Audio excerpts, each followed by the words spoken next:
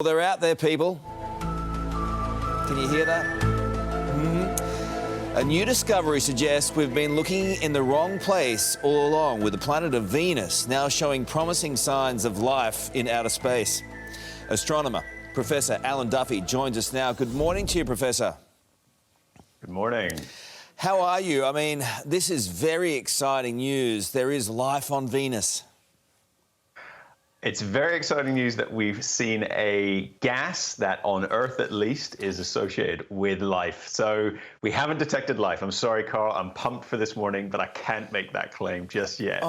We've got the best chance I've seen in years, however, and that's got us very excited. But even more incredibly, it's on the least hospitable place you could imagine. Venus is a world that is hot enough to melt lead. Its clouds are just filled with sulfuric acid. This is a hellish world, and yet we have a sign, a gas called phosphine that on Earth at least is associated with life. And there it is in abundance on this twin planet. I was going to ask you that. Venus is known as a bit of a hellscape, 300 degrees and full of poisonous gases, like going to my Auntie Neat's place at Christmas time in Cairns. What kind of life could possibly survive there, do you think?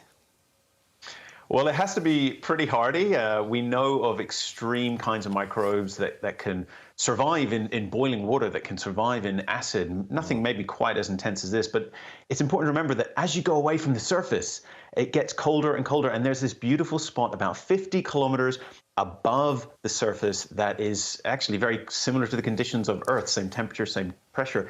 It's maybe not as nice as your Christmas experience, but this could be a place where microbes, bugs are just floating around. That's what we have to now seriously take under consideration after this discovery. It doesn't sound like anything at that level on Venus is going to be friendly. Do you know what I mean?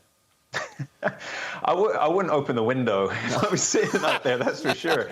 Okay, but this is it. NASA is planning on this. NASA is planning on taking, or has at least explored the possibilities of taking a balloon, an airship, and floating it at that level with people on board, the mission Havoc. Now, it may become just this little bit more likely. Certainly, I think before then, we'll actually see rockets go to this Venus planet to investigate. Elon Musk wants to put humans on Mars by 2024 and a colony by 2050. Do you think that's within reach, or is he dreaming? Look, I think you might have to tell him he's dreaming, Carl. But the guy's a billionaire, and he has tested the Starship prototype. It has done a number of hops. It's getting ever more powerful. He very likely will have the most powerful rocket ever designed that could take us to Mars by that 2024.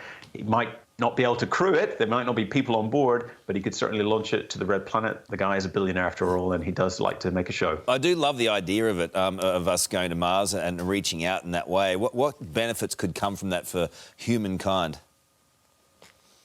Well, all the discoveries we'd have to make along the way for us to survive that journey, the intense radiation, new ways of purifying water and foodstuffs, all of those things will find their use on Earth long before we ever get to use them on the red planet, new types of cancer treatments and the like. So those, I think, will be the benefits for us. But I also think, just imagine being a young kid and seeing people walk on the surface of Mars, the red planet. You will believe anything is possible, and you will then make that happen. I was just watching it recently on Away, that Hilary Swank series, and it was incredible. I got very emotional when they landed on Mars after some 9 months in transit. You? It's an impressive. It would be the most extraordinary sight, and I think we saw that with Apollo when humans walked on the moon. Imagine how we could do that. I agree. I love this. I love this stuff. Professor, thank you so much. See you soon.